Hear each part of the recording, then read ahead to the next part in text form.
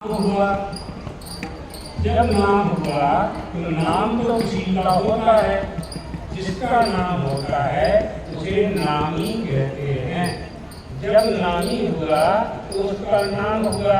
जैसे परमात्मा श्री रामचंद्र का अवतार हुआ कौशल्या की गोद में। व्यापक ब्रह्म निरंजन निर्गुण विगत विनोद तुय्यज भक्ति प्रेम बस कौशल्या की गोद। कौशल्या की गोद में भगवान विष्णु ने स्वयं अवतार लिया। परमात्मा श्री कृष्ण का अवतार हुआ, देवकी नंदन बने। वसुदेव देवकी का आश्रय लेकर के परमात्मा श्री कृष्ण आए तो श्री राम हो गए और श्री कृष्ण हो गए। हरि पहले से थे, वही भगवान विष्णु है। देवादिदेव महादेव पहले से हैं, ब्रह्मा जी पहले से हैं। विष्णु भगवान ही कई अवतार धारण करते हैं अपने जीवों के कल्याण के लिए, और बताते हैं कि यदि तुम्हें सुख चाहिए, प्रत्येक मनुष्य को सुख चाहिए, सभी सुखी होना चाहते हैं, कोई दुखी नहीं होना चाहता। सुख चाहिए यदि तो तुम्हें धर्म का पालन करना पड़ेगा। धर्म का पालन है तो कैसे करें? तो परमात्मा अवतार लेकर के मनुष्य के रूप में आकर के स्वयं धर्म का आचरण करते हैं, और स्वयं धर्म का आचरण करके यह बताते हैं कि तुम लोगों को भी इसी तरह से धर्म का आचरण करना है। इसलिए परमात्मा का अवतार होता है। जीवों ने कहा, प्राणियों ने कहा, मनुष्यों ने कहा, हम आपकी बहुत आराधना नहीं कर सकते हैं, आपको कैसे प्राप्त करें, आपकी कृपा कैसे प्राप्त करें, सुख को कैसे प्राप्त करें, मोक्ष को कैसे प्राप्त करें। तो भगवान ने कहा, शास्त्रकारों वेदों के माध्यम से, शास्त्रों के माध्यम से हमारे ऋषि महर्षियों ने कहा बहुत कुछ करने की आवश्यकता नहीं है। हरेर नामो हरेर नामैव केवलम। कीर्तन करो, हरि कीर्तन करो, श्री राम का कीर्तन करो, श्री हरि का कीर्तन करो। हरि कीर्तन से तुम्हें हरति पापम, सारे पाप तुम्हारे नष्ट हो जाएंगे। हरति दुखम, श्री हरि सारे दुखों का अपहरण कर लेंगे, कल्याण करेंगे। तो जब भगवान का अवतार हुआ तो उनका नाम हुआ, उनके नाम का स्मरण करने से प्राणी का कल्याण हो जाया करता है। कलयुग केवल नाम आधारा, सुमरि सुमरि नर उतर ही पारा। इस कलिकाल में बहुत से साधन हैं, उन साधनों का संपादन करने का समय नहीं है।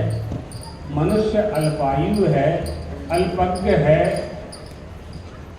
मंद बुद्धि है, प्रपंच में पड़ा हुआ है। संसार सागर से कैसे पार करें तो गुरु ने बता दिया, आद्य शंकराचार्य जी महाराज ने बता दिया, हमारे आचार्यों ने बता दिया, ज्ञानदेव जी महाराज ने बता दिया, एकनाथ जी ने उपदेश दे दिया, तुकाराम जी ने उपदेश दे दिया, नामदेव जी ने महाराज ने उपदेश दे दिया। कीर्तन करो, कीर्तन करो। उसी प्रभाव से प्रभावित होकर ना आप लोग ये कीर्तन कर रहे हैं। ये संतों का ही तो उपदेश है, और ये महाराष्ट्र है, ये तो संतों की भूमि है।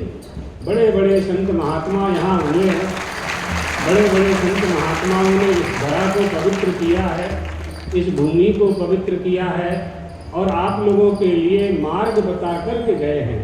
सन्मार्ग पर चलना है बेटा। सन्मार्ग पर चलने के लिए यज्ञ जप तप मत बहुत नहीं कर सकते हो, केवल कीर्तन करो, सत्संग करो और कीर्तन करो। हरि का भजन करो, श्री राम का भजन करो, श्री कृष्ण का भजन करो, श्री हरि का भजन करो। अभी जब हम आए तो भजन कर रहे थे ना, क्या बोल रहे थे? राम कृष्ण हरि, कृष्ण हरि। राम कृष्ण हरि, देखिए कितना सुंदर नाम है। जो श्री राम है वही श्री कृष्ण है और वही हरि है। परमात्मा का अवतार कैसे होता है? जब धरा पर संकट आता है, पृथ्वी भाराक्रांत होती है, भूमिर्दृप्त नपव्याज दैत्यानीक शतायुतैः आक्रांता भूरिभारेण, जब पृथ्वी भार से आक्रांत हो जाती है, गौ माता का रूप धारण करती है। गौ माता का रूप धारण करके देवताओं के पास जाती है। देवता उस गाय को लेकर के ब्रह्मा जी के पास जाते हैं। ब्रह्मा जी गाय के साथ विष्णु भगवान के पास जाते हैं, वैकुंठ में जाते हैं और वहां जाकर के प्रार्थना करते हैं कि प्रभु, ये भूमि, ये धरा, ये धरती, सबको धारण करने वाली धरती, प्राणी मात्र को धारण करने वाली धरती कष्ट को प्राप्त हो रही है। आज गौ का रूप धारण करके हमारे सामने आई है। हम सब मिलकर के आपके पास प्रार्थना करने के लिए आए हैं। सुर नर गंधर्वा मिलकर सर्वा गए विरंच के लोका, संग गो तनधारी भूमि विचारी परम विकल भई शोका। ब्रह्मा तब जाना मन अनुमाना मोर कछु न बसाई, जाकर तै दासी तो अविनाशी हमरो तोर सहाई। चलो परब्रह्म परमात्मा के पास चलते हैं। जो हमारा मालिक है तुम्हारा मालिक है, हमारा स्वामी है तुम्हारा स्वामी है, हमारा प्रभु है तुम्हारा प्रभु है, वो अविनाशी है। उसकी शरण में चलते हैं। उसकी शरण में जाकर के प्रार्थना की। भगवान ने आकाशवाणी दी, कही हम आएंगे। देवताओं ने, ब्रह्मा जी ने कहा आपको मनुष्य के रूप में आना है, मानव देह धारण करनी है। रावण का अत्याचार बढ़ता जा रहा है, उसका उद्धार करने के लिए परमात्मा को मानव शरीर ही धारण करना पड़ेगा। तो वो नित्य शुद्ध बुद्ध मुक्त स्वभाव परब्रह्म परमात्मा विष्णु लोक में ध्यान लगा करके बैठे कि हमें मनुष्य बनना है तो किसी को अपना पिता बनाना पड़ेगा। हम तो जगत के पिता हैं, अब हम किसको पिता बनावें? विचार करने लगे। उसी समय उनके ध्यान में आया कि दशरथ महाराज पुत्र प्राप्ति के लिए यज्ञ कर रहे हैं। यज्ञ नारायण भगवान यज्ञ कुंड से निकल करके पात्र में चरु दशरथ महाराज को दे रहे हैं। विष्णु भगवान ने अपने तेज के 4 विभाग किए और उसी चरु में, तस्मई में, खीर में बैठ गए। दशरथ को दिया, दशरथ महाराज ने रानियों को दिया। 4 पुत्र हुए, राम लक्ष्मण भरत शत्रुघ्न हुए ना। एक ही परमात्मा, एक ही श्री हरि 4 विभाग में विभक्त हो गया। घटाकाश महाकाशो जलाकाशाग्रथे यथा, जैसे एक ही आकाश घड़े में घटाकाश हो जाता है, मकान में मठाकाश हो जाता है, मंदिर में मठाकाश होता है, जल में जलाकाश होता है, वैसे ही एक ही परमात्मा, एक ही चेतन चतुर्विधा 4 विभाग बना करके और अवतरित हुआ। जब वो अवतरित हुए तो उनका नाम हुआ राम। तब आपने कीर्तन किया श्री राम जय जय राम। अगर अवतार न होता तो श्री राम जय जय राम हम कहाँ से कहते? देवकी के गर्भ से कंस का उद्धार करने के लिए परमात्मा श्री कृष्ण न आते तो श्री कृष्ण गोविंद हरे मुरारे हे नाथ नारायण वासुदेवा हम कैसे गाते? गजेंद्र अगर अपना गजेंद्र पुकार न करता, हरी, जब ग्राह ने पकड़ा, किसी ने साथ नहीं दिया, सब लोग छोड़ के चले गए। परिवार वालों ने भी साथ नहीं दिया। इस स्वार्थ का संसार है।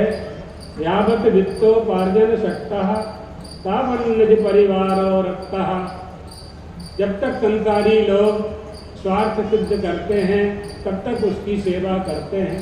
स्वार्थ पूरा हो जाने पर छोड़ देते हैं। गजेंद्र अकेला नहीं था, उसकी पत्नियां थीं, बच्चे थे, नाती थे, पोता थे। ग्राह ने जब अंदर उसको आकर्षित किया, खींचना प्रारंभ किया और परिवार ने देख लिया अब इसकी मृत्यु निश्चय है, एक एक करके सब छोड़ छोड़ करके चले गए। सब छोड़ के किसी ने साथ नहीं दिया। तब गजेंद्र ने विचार किया, पूर्व जन्मान स्मृति ही, पूर्व जन्म की स्मृति आई। पूर्व जन्म का राजा था, 7 वर्ष गज हो गया था। हरि का स्मरण किया, कंठ से स्वर निकाला, हरि।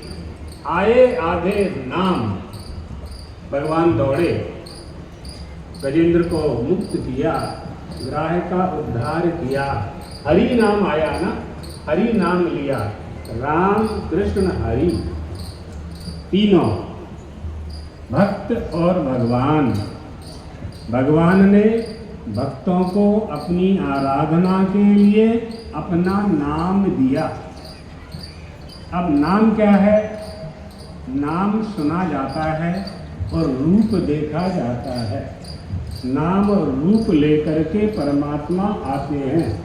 निर्गुण निराकार हमारे आपके कल्याण के लिए सगुण साकार होते हैं। दुरवगमात्म तत्व निगमाय तवाप्तनो। वेदव्यास जी कहते हैं, प्रभु यदि आपका अवतार न होता तो हम दुरधिगम आत्म तत्व का बोध प्राप्त नहीं कर पाते। आपके कारण, आपके अवतार के कारण ही आपको जान पाते हैं। यदि प्रभु का अवतार नहीं होता तो उनका नाम भी नहीं होता, तो परमात्मा का हम अनुमान ही करते फिर उनको पकड़ नहीं पाते, उनकी आराधना नहीं कर पाते, उनके मंदिर नहीं बना पाते, उनकी मूर्ति नहीं रख पाते। अगर आपका अवतार हुआ तो आपके रूप की, आकृति की, वरहा पीडम नटवर वपुः बंसी विभूषित करान नवनीरदाभात, ये सब मंदिरों में इन मूर्तियों की स्थापना हुई और उनका स्मरण करना इन मनुष्यों ने प्रारंभ किया। परमात्मा हमको निष्प्रयोजन कृपा देते हैं, कृपा करते हैं। उनका कोई प्रयोजन न रहने पर भी अपने जीवों के कल्याण के लिए जब अपने जीव को दुखी देखते हैं, कल्याण करने के लिए अवतरित होते हैं और ऐसी नाना प्रकार की लीलाएं करते हैं, ऐसे चरित्र का निर्माण करते हैं कि लीला और चरित्र का स्मरण कर ये मनुष्य कल्याण के मार्ग पर चल सके। प्रत्येक मनुष्य को धर्म का पालन करना चाहिए। कैसे करना चाहिए? हमारे प्रत्येक क्षेत्र में हमें धर्म का पालन करना चाहिए। हमारी देह के प्रत्येक अंग से धर्म का पालन होना चाहिए। हमारी प्रत्येक इंद्रिय से धर्म का पालन होना चाहिए। हमारे नेत्र से, कान से, हाथ से, पैर से, सभी से धर्म का पालन होना चाहिए। हमारी वाणी से हमेशा भगवान का कीर्तन होना चाहिए। मनसा वाचा कर्मणा अंग प्रत्यंग किसके लिए हैं? किसके लिए हैं? आपकी आँख किसके लिए है? आँख का क्या काम है? दृश्यमान जगत का दर्शन करना आँख का काम है। तो आँख किसके लिए है? आपके लिए। आप किसके लिए हो? आप किसके लिए हो? आप परमात्मा के लिए, आप ईश्वर के लिए हो, आप गुरु के लिए हो, आप संत महंत गुरु अपने महर्षियों के लिए। हमारी जो परंपरा है, एनाश्यो पितरो याता, एन याता पिता महा, हमारे पूर्वज जिस परंपरा का पालन करते रहे थे उसी परंपरा का हमें पालन करना चाहिए। एष धर्म सनातना, ये सनातन धर्म है, ये हिंदू धर्म है। हिंदू धर्म में मनमाना नहीं होता है, इसलिए वेद शास्त्रों का आश्रय लेकर अपने जीवन यापन की जो शास्त्रोक्त पद्धति है उसका आश्रय लेना चाहिए। और हम आपको बता चुके हैं सबसे सरल उपाय है सत्संग, और दूसरा उपाय है हरि का नाम, राम कृष्ण हरि। हरे राम राम राम हरे हरे, हरे कृष्ण कृष्ण कृष्ण हरे हरे। श्री राम जय जय राम, राम कृष्ण हरे हरे। ये जो नाम है हमारे, जो संतों ने ये उपदेश हमें दिया है। क्यों दिया है?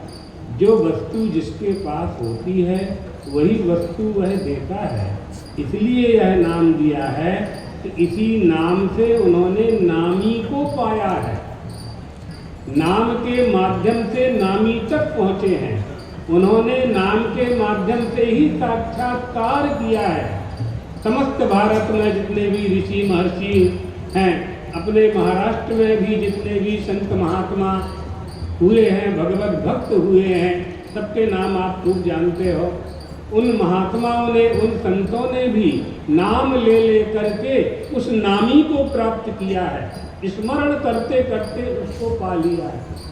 क्या सिद्धांत है? ये जगत है, ये संसार है, जगत दिखाई पड़ रहा है, जगदीश्वर दिखाई नहीं पड़ रहा है। नाम से नामी तक कैसे पहुँचेंगे? जगत से जगदीश्वर के तक कैसे पहुँचेंगे? स्वर्ग जाने के लिए कोई सीढ़ी नहीं है, कोई दादरा नहीं है, कोई सोपान नहीं बनाया गया जिस पर चढ़ करके स्वर्ग या वैकुंठ चले जाओगे। परमात्मा का नाम लेना पड़ेगा। परमात्मा की जो 7 भूमिकाएं हैं, उन 7 भूमिकाओं का आश्रय लेकर के नाम का स्मरण करते हुए हम परमात्मा का जो नाम का जो अधिष्ठान है, नाम का जो अभिधेय है, अभिधान और अभिधेय ये 2 होते हैं। अभिधान माने नाम, अभिधेय माने नामी। अभिधेय माने ज्ञेय, ज्ञेय माने जिसे हम पाना चाहते हैं। क्या पाना चाहते? इतना बड़ा मंडप पंडाल लगा करके वरकारी समाज के लोगों ने इतना खर्चा करके क्या प्राप्त करना चाहा है? वह प्राप्त करना चाहा है जो हमारे पास नहीं है। वो कौन सी वस्तु है? वो नित्य शुद्ध बुद्ध मुक्त स्वाभ पर ब्रह्म परमात्मा है। उसकी कृपा प्राप्त करने के लिए ही ये सब उपक्रम है। ये सब उपक्रम आप लोगों ने किया। आप करोगे, आपके बच्चे करेंगे, आपके बालक करेंगे, उनके बालक करेंगे। यही अवच्छिन्न परंपरा है हमारी। वेद कैसे प्राप्त हुए? आपके पास ये कीर्तन कहाँ से आया? हरे राम हरे कृष्ण, है ना, राम कृष्ण हरे, ये कीर्तन आपके पास कहाँ से आया?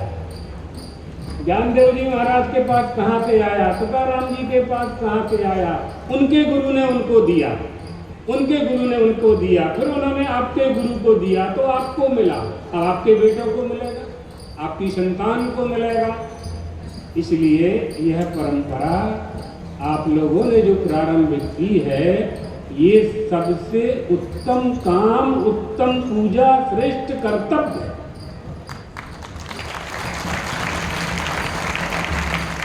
जो मनुष्य को करना चाहिए वह आपने किया है। परमात्मा आपसे आशा रखता है।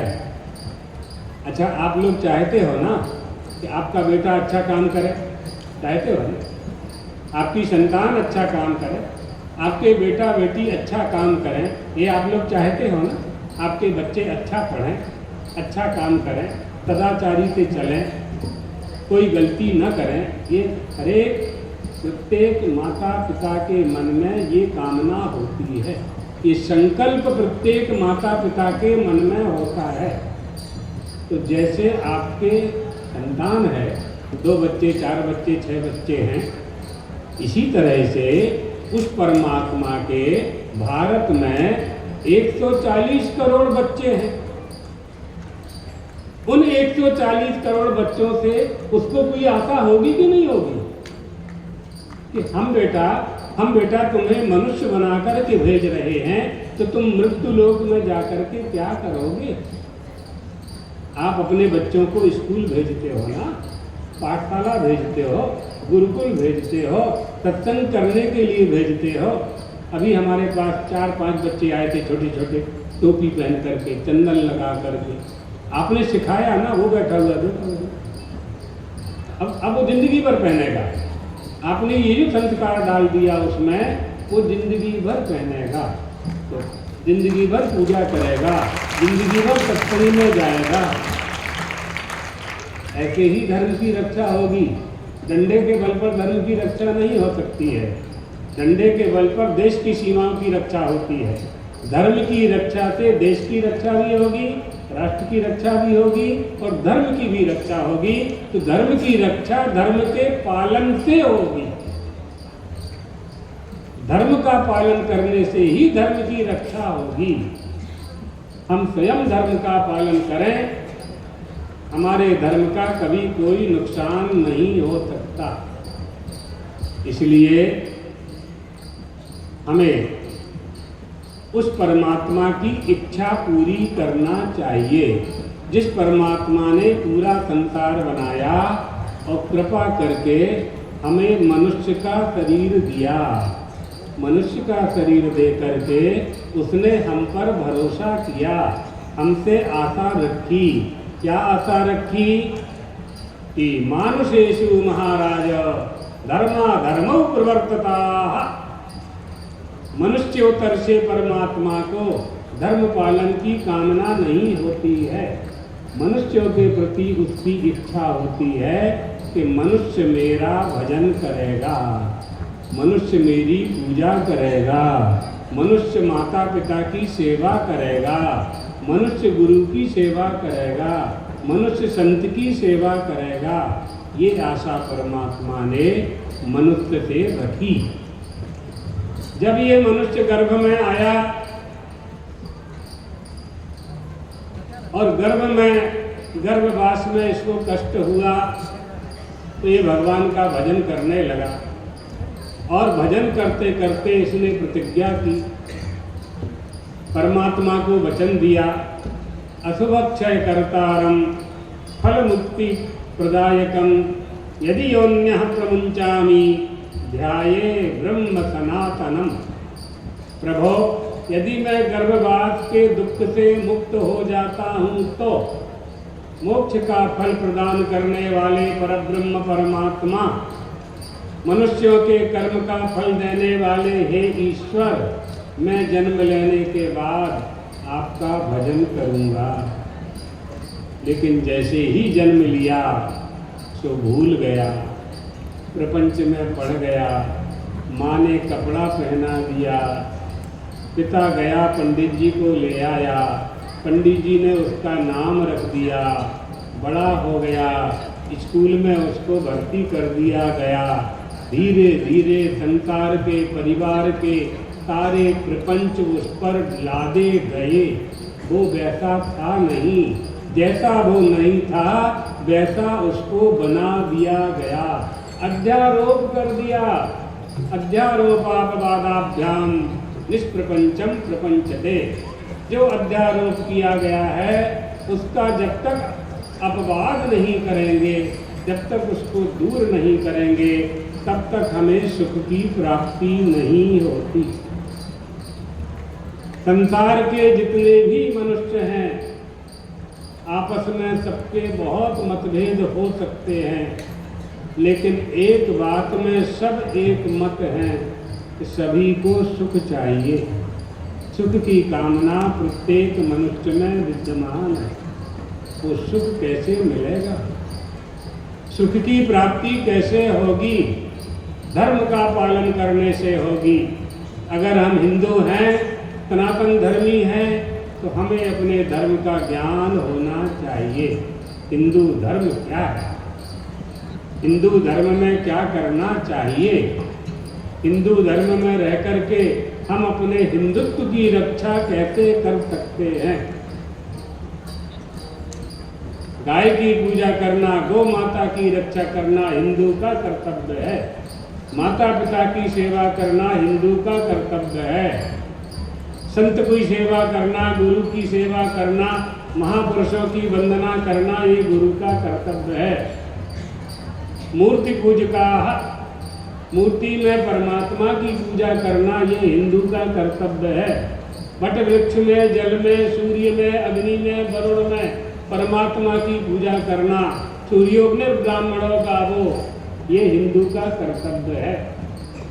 हम अपने जब कर्तव्य को समझेंगे, अपने धर्म को जब हम समझेंगे, तब हम धर्म का पालन करेंगे।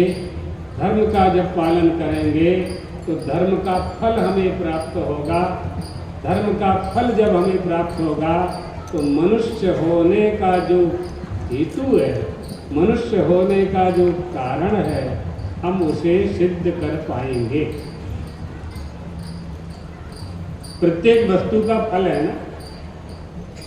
आँख का फल है देखना, कान का फल है श्रवण करना, पैर का फल है चलना, हाथ का फल है लेना देना,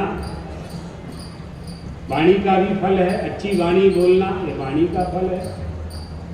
भोजन का फल है उदर की पूर्ति हो जाना, जल का फल है पिपासा का शांत हो जाना, ये सब फल हैं।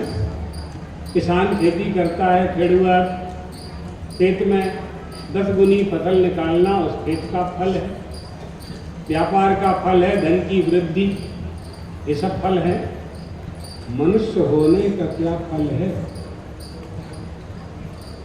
सोचा कभी नहीं सोचा, इसलिए मनुष्य दुखी है। प्रत्येक चीज का फल है, प्रत्येक वस्तु का, प्रत्येक पदार्थ का फल है। मनुष्य होने का क्या फल है? जीवस्य तत्व जिज्ञासा नार्थो यश्चे है कर्म भी। तत्व जिज्ञासा करना मनुष्य होने का फल है। हम मनुष्य क्यों बने, इस कारण को जानना ये मनुष्य को करना है, मनुष्य ही कर सकता है। इसलिए धर्माधर्म की आशा, अधर्म का त्याग, धर्म का पालन करने की आशा परमात्मा मनुष्यों से रखता है और किसी प्राणी से उसकी ये आशा नहीं होती, क्योंकि परमात्मा ने सृष्टि के समय मनुष्य के मस्तक में ऐसी बुद्धि का निर्माण किया है कि वह परम तत्व को जान सकता है। ब्रह्मावलोक दर्शनम मुदमाप देवा, मनुष्य के मस्तक में सक्षम बुद्धि का निर्माण परमात्मा ने किया है। मनुष्य को उस बुद्धि का उपयोग करना चाहिए। वेदव्यास जी कहते हैं श्रीमद् भागवत में, मानुष्य मर्थद मनित्यमपि है धीरा। अरे मनुष्यो, तुम्हारा देह अनित्य है, ये अनित्य देह नष्ट हो जाने वाला है, लेकिन अनित्य देह में एक क्षमता है, एक बहुत बड़ा बल है, बहुत बड़ी शक्ति है कि अनित्य देह से नित्य परमात्मा की प्राप्ति की जा सकती है। ये हमारे कीर्तन का फल है। आप लोग जो कीर्तन कर रहे हैं, हरे राम हरे कृष्ण हरि राम कृष्ण हरि, ये जो कीर्तन कर रहे हैं, इसका फल क्या है? उस परमात्मा की प्राप्ति करना या परमात्मा की कृपा प्राप्त करना, दो ही उसके फल है। बाकी रोटी कपड़ा मकान ये तो आपके पास है, वो तो मिल गया, पिताजी से मिल गया या आपने कमा लिया पुरुषार्थ से, प्रारब्ध से मिल गया। रोटी कपड़ा मकान आपके पास है। अब हमें हरे नामो राम रामेति रामेति रमे रामे मनोरमे सहस्र नाम भवेत् तुल्यम जपेत् तुल्यम राम नाम वरानने। रामेति रामेति रामेति भजन से हमें क्या प्राप्त करना है? अपने मन मंदिर में श्री राम को बैठाना है, अपने मन मंदिर में श्री कृष्ण को बैठाना है, अपने मन मंदिर में श्री हरि को बैठाना है। अपने मंदिर में, अपने मन मंदिर में गुरु की स्थापना करनी है। जिसका जो गुरु हो, जिसका जो गुरु, उसकी स्थापना करें। उसके लिए भजन, उसके लिए कीर्तन, हरि नाम संकीर्तन। आप देखिए ये 10 दिन तक चलने वाला आपका अनुष्ठान, आपका संकल्प कितना प्रभावशाली है कि आपके इस हरि कीर्तन में द्वारका से चल करके शंकराचार्य को यहाँ आना पड़ा।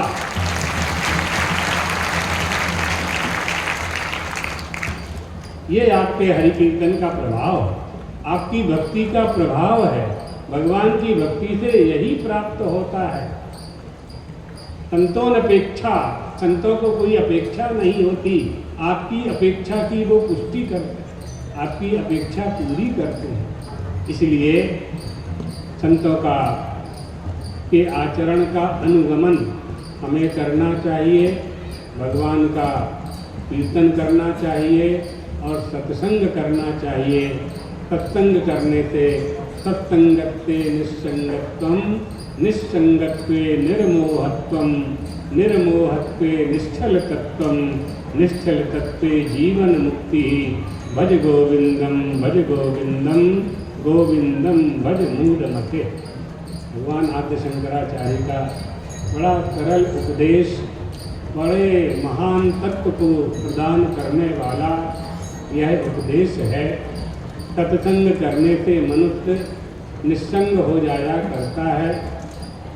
संग और असंग, कुसंग इन सब से मुक्त हो जाता है। सत्संग करने से उसकी परमार्थ बुद्धि स्थिर होती है। परमार्थ बुद्धि तो उसमें है, लेकिन संसार के प्रपंच में अनुरक्त होने के कारण वो बुद्धि चंचला बनी हुई है, उसमें भगवान बैठ नहीं पाते हैं। बिठाने के लिए बार बार सत्संग करना चाहिए। जैसे आपके बालक को कोई बात याद नहीं होती तो अध्यापक बार बार उसका अभ्यास कराता है।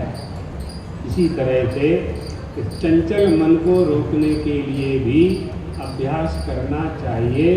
बार बार सत्संग में जाना चाहिए, बार बार सत्संग में जाना चाहिए। धीरे धीरे धीरे धीरे हमारा मन परमात्मा के चरणों में इतना लग जाएगा, इतना अनुरक्त हो जाएगा कि कोई दूसरी वस्तु हमको अच्छी नहीं लगेगी। ये सत्संग भव की औषधि है, संसार से पार करने की दवा है। एक सांप होता है और एक नेवला होता है। सांप बलवान होता है, सांप में जहर होता है, लेकिन नेवले और सांप का जब युद्ध होता है तो सांप नेवले को काट देता है, उसको जहर चढ़ता है। वो नेवला दौड़ करके जंगल में जाता है, एक दवा को जानता है, उस दवा को खाता है, लौट करके आता है, फिर सांप से युद्ध करता है। सांप फिर डंक लगाता है, जहर का प्रवेश होता है, जहर शरीर पर चढ़ जाता है, दौड़ करके वह नेवला जंगल में जाता है, फिर औषधि खाता है, औषधि दांत में रख करके लाता है, फिर सांप से युद्ध करता है। ऐसा कई बार करने के बाद अंत में नेवला सांप को पराजित कर देता है, मार देता है। कैसे मार देता है? क्योंकि नेवला जहर को उतारने की, पायजन विष को नष्ट करने की औषधि जानता था। ये संसार भी सांप है, संसार रूपी सांप, संसार रूपी प्रपंच, विषय वासना। कैसे मुक्ति प्राप्त करेंगे आप? ये विषयों की वासना रूपी संसार रूपी सांप ये डंक मार रहा है, बार बार डंक मार रहा है, वासनाओं का जहर चढ़ रहा है, कामनाओं का जहर चढ़ रहा है, इच्छाओं का अंत नहीं है। जाओ बार बार सत्संग में, बरकारी समाज का मंडप लगा हुआ है, आओ यहाँ सत्संग करो, कीर्तन करो, भजन करो, आओगे तो पाओगे, है ना। कीर्तन करोगे भव औषधि से मुक्त होने के लिए सत्संग ही औषधि है। जैसे न्योला जंगल की बूटी की औषधि प्राप्त करता था, इसी तरह से संसार सागर से पार होने के लिए परमात्मा ने, सरल ऋषियों महर्षियों ने सत्संग रूपी औषधि, संतों का संग करना चाहिए। क्षणमपि सज्जन संगति रेखा भवति भवार्णव तरणै नौका। एक क्षण की साधु की संगति संसार सागर से पार होने के लिए पर्याप्त होती है, लेकिन सज्जन पुरुषों की, साधु की संगति कब प्राप्त होती है? जब दयालु कृपालु की कृपा प्राप्त होती है, जब द्रवय दीन दयालु राघव साधु संगति पाइए, तब साधु की संगति, सज्जन पुरुष की संगति प्राप्त होती है। बहुत अच्छे कार्यक्रम का आप सभी लोगों ने आयोजन किया। आपकी समाज ने इसमें परिश्रम किया, आयोजन किया। जितने भी लोग हैं, बहुत लोगों की सहायता से आयोजन होता है। सबके कल्याण की कामना अपने को करना चाहिए। और एक बात आपको बता देते हैं, किसी भी समाज का उद्धार यदि होता है तो संगठन से होता है। इसलिए आपके संगठन में मजबूती होनी चाहिए। अलग अलग लकड़ी धुआं करती है, जब लकड़ी एक हो जाती है तो आग लग जाती है। इसलिए हमारी संगठन की शक्ति निश्चित रूप से हमें हमेशा धर्म के मार्ग पर भी आगे बढ़ाएगी। हमारा समाज संगठित हो, ये हमेशा ध्यान रखना चाहिए। विघ्न करने वाले बहुत लोग होते हैं, और ऐसा नहीं कि यहीं सब जगह होते हैं, सब जगह सर्वत्र विद्यमान हैं। अच्छा काम करोगे और विघ्न आता है। सूरत ग्रंथ जान खगर आया, और विघ्न अनेक करही तब माया। लेकिन आप लोग मजबूती से अपने समाज को मजबूत बनाने के लिए संगठित हैं, तो आपका विघ्न भी कुछ नहीं बिगाड़ पाएगा। बस इन पांचों को एक रखना, ऐसे ऐसे ऐसे मत होने देना, ऐसे रखना मजबूती के साथ। कोई कुछ नहीं बिगाड़ सकता, किसी से कोई लेना देना नहीं है, किसी की बात हमें स्वीकार नहीं करना है। परमात्मा ने बुद्धि दी है, दलगत राजनीति से ऊपर उठ करके अपने धर्म का पालन करना है। अपने धर्म के पालन करने में कोई समझौता किसी को नहीं करना चाहिए, ठीक है। और हमें देखना चाहिए कि हम अपने धर्म का पालन कैसे कर सकते हैं। इसमें दो कसौटी है। वो कसौटी यह है कि हमारा जो समाज का मुख्य व्यक्ति है, समाज का जो मुख्य व्यक्ति है वो धार्मिक होना चाहिए। हमारा पिता धार्मिक होना चाहिए, हमारी माँ धार्मिक होनी चाहिए, हमारा गुरु सदाचारी होना चाहिए। इतना ध्यान रखना, बस आपका कभी कोई कुछ नहीं बिगाड़ सकता। जिस श्री हरि का भजन, जिस परमात्मा का भजन हम आप सब करते हैं, वो हमें आध्यात्मिक शक्ति प्रदान करते हैं। न जाने कितने पुण्यों का फल उदय जब होता है, जन्म जन्मांतर कल्प कल्पांतर का, तब यह मनुष्य की देह प्राप्त होती है। सो इस देह को सार्थक बनाने के लिए परमात्मा का भजन कीर्तन करते रहना चाहिए। आपकी पूरी समाज, आयोजकों को, और भी जितने भी लोग आए हैं जो समाज के नहीं हैं, वो भी इसमें भागीदार हुए होंगे।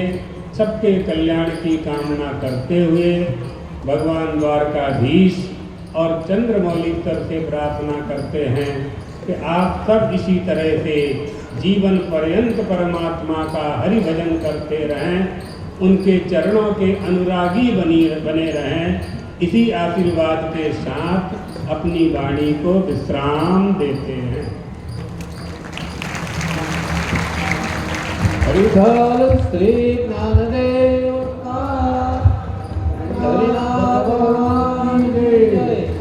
ज्ञानेश्वर महाराज की जय। पूज्य अनंत विभूषित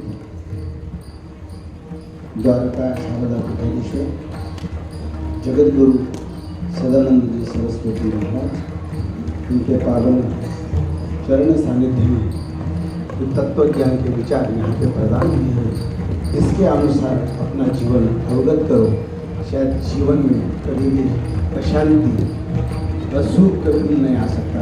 जीवन में शांती और सुख सज्जन हो महाराजांच्या परम पावन सानिध्यामध्ये आपण ज्या विचाराच्या माध्यमातून आपलं जीवन सुखी करण्याचा जो मार्ग महाराजांनी सांगितला त्याचा अनुकरण आणि अनुसरण आपल्या जीवनामध्ये घडावं। ज्या संतांनी आपल्याला समतेचे एकत्वाचे जी विचारधारा या ठिकाणी संपन्न केलेली आहे त्या विचारधारानुसार आपल्या जीवनाची वाटचाल केली तर निश्चितपणाने आपल्या जीवनामध्ये कधीही दुःख कधीही असमाधान येऊ शकत नाही असा आशीर्वाद महाराजांनी आपल्या प्रवचनाच्या माध्यमातून दिलेला आहे।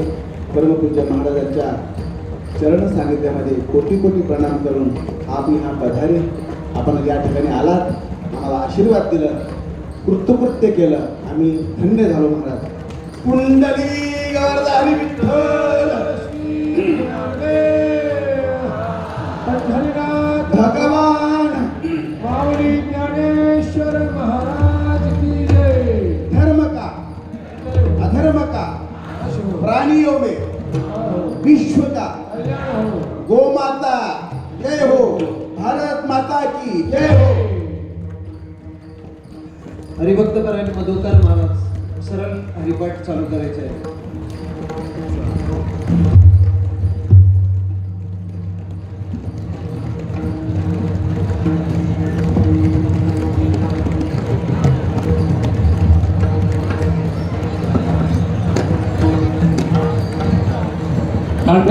हॅलो महिला वेगळी लावचे पुरुष मंडळ वेगळी लाईन लावते महिलांनी या बाजूला लावायचे पुरुषांनी सर्वांनी आपापले टाळे घ्यायचे कुणी गडबड करू नये सर्वांनी राहिले एका बाजूला पुरुष टाळले राहतील दुसऱ्या बाजूला महिला वर्ग राहील।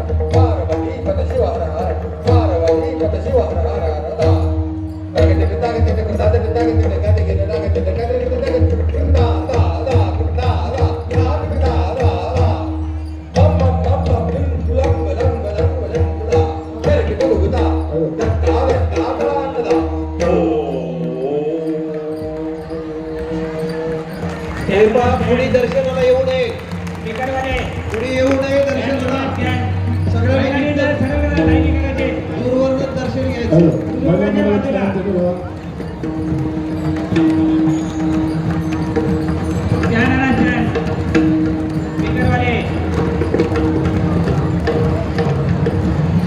दर्शनासाठी कोणी येऊ नका आता जरा मुखदर्शन घ्या मुखदर्शन। हॅलो